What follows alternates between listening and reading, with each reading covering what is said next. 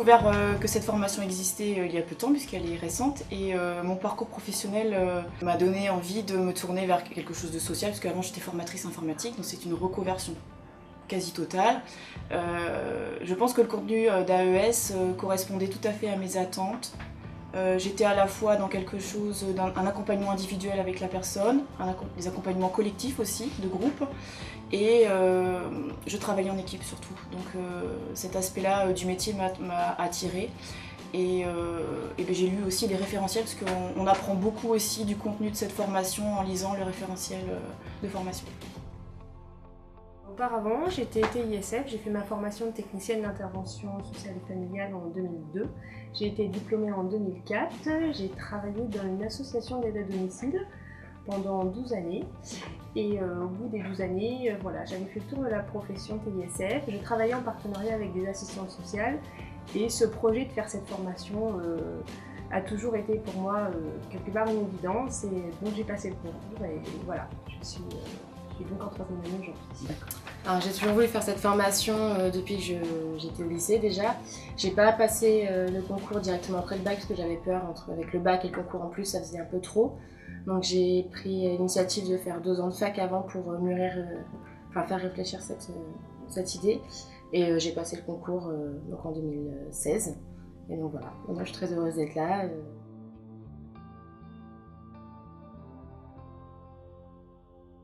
Moi j'habite à 1 heure d'Alençon, j'habite dans le rural. Le fait d'avoir cette école à Alençon c'est un avantage parce que sinon je partais sur une grande ville et beaucoup plus loin.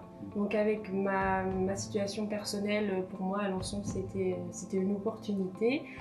Ça me permet également d'avoir une variété de stages parce que autant je pouvais venir sur Alençon en stage ou sur mon secteur.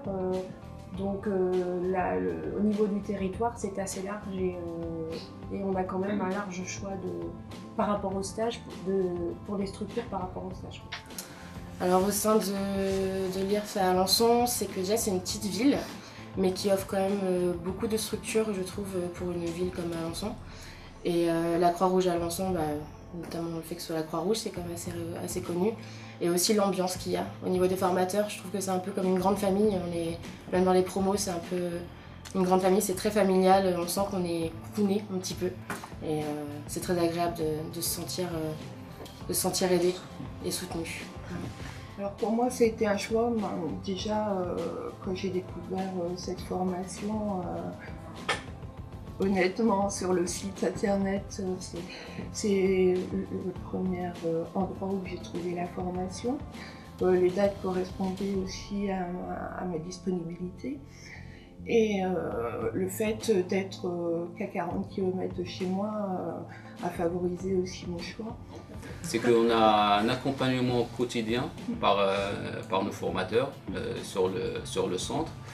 Et un autre avantage, c'est qu'on a des intervenants extérieurs qui viennent souvent à la Croix-Rouge d'Alençon. Donc c'est des témoignages aussi. Donc on apprend beaucoup de choses sur le métier.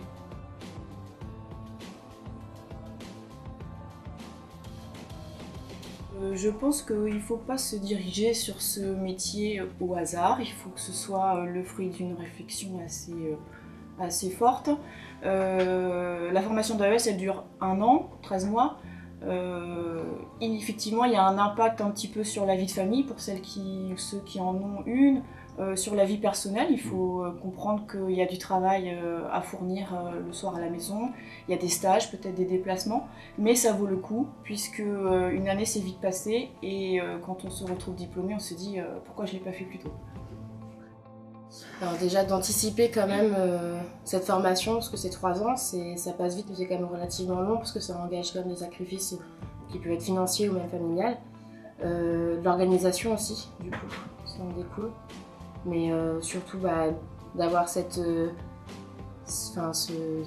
plaisir d'être avec les personnes et cette relation humaine. C'est vraiment ça le plus important, je trouve, pour faire cette formation. Quand on prend la décision de faire cette formation, il faut quand même être extrêmement disponible, laisser un petit peu les tâches ménagères, la vie personnelle de côté, pour pouvoir travailler tous les cours, faire des recherches en plus de ce qu'on apprend en cours, parce que ça peut être qu'à plus. Et donc il faut être extrêmement disponible et surtout faire ce métier par, ça va être un peu un grand mot, mais par vocation, parce qu'il ne faut pas devenir accompagnant éducatif et social comme ça, comme on devient vendeur ou je ne sais quoi. On n'est pas ici par hasard, on a des prédispositions, alors que ce soit dans le social, dans l'éducatif. En fait, le conseil premier, c'est suivre sa voie, quoi. C'est faire ce pourquoi on est fait. Donc le conseil que je donne aux personnes qui veulent faire cette formation, c'est une bonne organisation, on va dire vie de famille et vie professionnelle. Donc il faut être vraiment disponible, car on a du travail à travailler chez soi déjà, faire des recherches et tout, donc c'est pas toujours évident. Il faut être très très motivé. Très bien.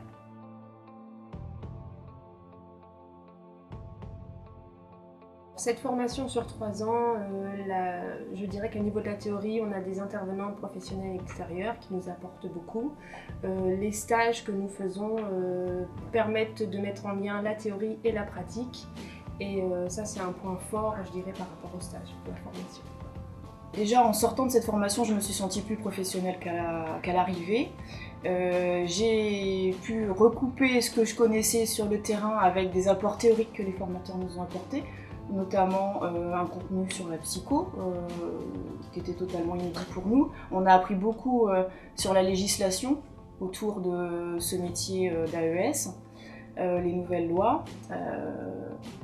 Ça m'a apporté aussi une crédibilité sur le terrain, une légitimité aussi dans ma fonction au quotidien. La preuve en est, aujourd'hui, je peux participer à des travaux concernant les projets de vie individualisés avec l'équipe pluridisciplinaire. Voilà, on n'est plus dans l'action immédiate sans réfléchir. Hein. Ce diplôme et cette formation nous permettent d'avoir du recul sur nos pratiques, de comprendre pourquoi nous faisons les choses. Et puis voilà, le point fort de cette formation, c'est quand même d'avoir des formateurs qui nous apprennent à mettre des mots sur notre travail, à comprendre pourquoi nous faisons ce métier. Et puis les rencontres aussi qu'on fait sur cette formation nous apprennent beaucoup. Alors déjà les stages, de mettre en lien la pratique avec la théorie, c'est super intéressant. Surtout que sur les 3 ans, on a presque 1 an de stage, donc, et 3 stages différents. Et donc du coup c'est super varié et ça enrichit vraiment la formation. C'est aussi les intervenants extérieurs, parce qu'on a les formateurs qui nous font des cours théoriques, mais il y a aussi des intervenants extérieurs qui sont des professionnels et c'est très enrichissant sur plusieurs thèmes différents. On peut faire des stages à l'étranger. J'ai d'ailleurs 2-3 collègues qui ont fait un stage. J'en ai une qui en a fait un à l'île de la Réunion, donc outre-mer, mais voilà. Et j'en ai 2 autres qui sont partis au Québec, qui font actuellement un stage court au Québec. Et donc il y a une possibilité de partir et il y a une aide aussi de la Croix-Rouge qui accompagne vraiment dans ce projet. Ce que va apporter la formation, c'est surtout de mettre des mots, un contenu plus théorique à tout ce que moi j'avais pratiqué pendant 20 ans, avec en plus des notions de psychologie, des notions un petit peu médicales, des notions de législation, toutes ces choses-là qui font qu'on devient un meilleur professionnel.